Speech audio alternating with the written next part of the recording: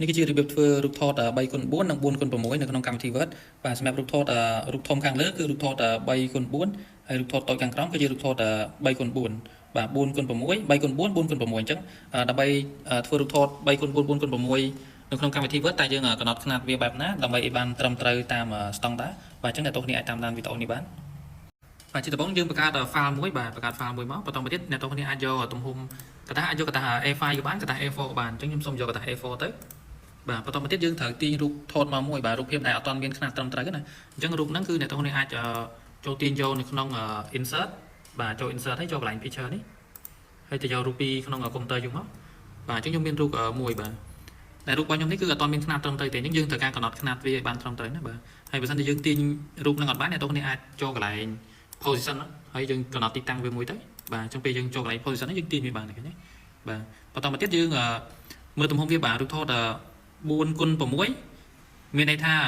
3បាទ 3.5 សង់ទីម៉ែត្រគុណនឹង 4.5 សង់ទីម៉ែត្របាទ3កន្លះគុណនឹង4កន្លះណាបាទអញ្ចឹងអ្នកទាំងគ្នាចុចលើរូបហើយចុចកន្លែង picture format ទៅយកកន្លែងនេះអញ្ចឹងបាទ3កន្លះគុណនឹង4កន្លះណាអញ្ចឹងកន្លែងនេះគឺ 4.5 បាទ 4.5 មក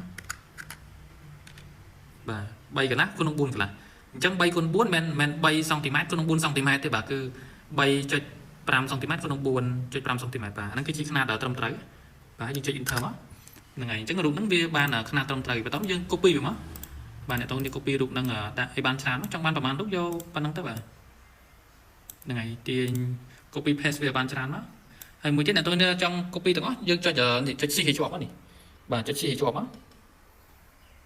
បាទចុច C ឲ្យជាប់ហើយយើង select យក mouse ចុចទៅលើរូបនឹងទាំង4ហើយយើង copy មកយើង copy ទាំង4ណាបាទ copy paste ទាំង4មកយើងបានឃើញនេះបាទហ្នឹងហើយប៉ុណ្្នឹងមកបើចង់បានទៀត copy paste ទៀតមកហ្នឹងហើយ paste ទៀតយើងបានរូបទៀតហើយអូខេអញ្ចឹងយើងបានរូបថត4x6 ហើយនៅ 3x4 3x4 អ្នកទាំងគ្នា copy រូបនឹងមួយដដែលមកបាទយករូបនឹងមួយមក copy paste វាមួយមកហើយយើងដាក់នៅខាងក្រោមឥឡូវយើងចូលកំណត់ទំហំវាអញ្ចឹង 3x4 3x4 គឺយើងចូលកន្លែង picture format ចូលកន្លែងអញ្ចឹង 3x4 គឺយើងមានន័យថា 3x4 មានន័យថា2បាទ 2.7 គុណនឹង3កន្លះបាទ 2.7 សង់ទីម៉ែត្រគុណនឹង 3.5 សង់ទីម៉ែត្រនេះបាទអានេះគឺជារូប 3x4 ណាបាទ 3x4 មិន3សង់ទីម៉ែត្រគុណនឹង4សង់ទីម៉ែត្រទេបាទគឺ 2.7 សង់ទីម៉ែត្រគុណនឹង 3.5 សង់ទីម៉ែត្រហ្នឹងហើយហើយយើង enter វាមក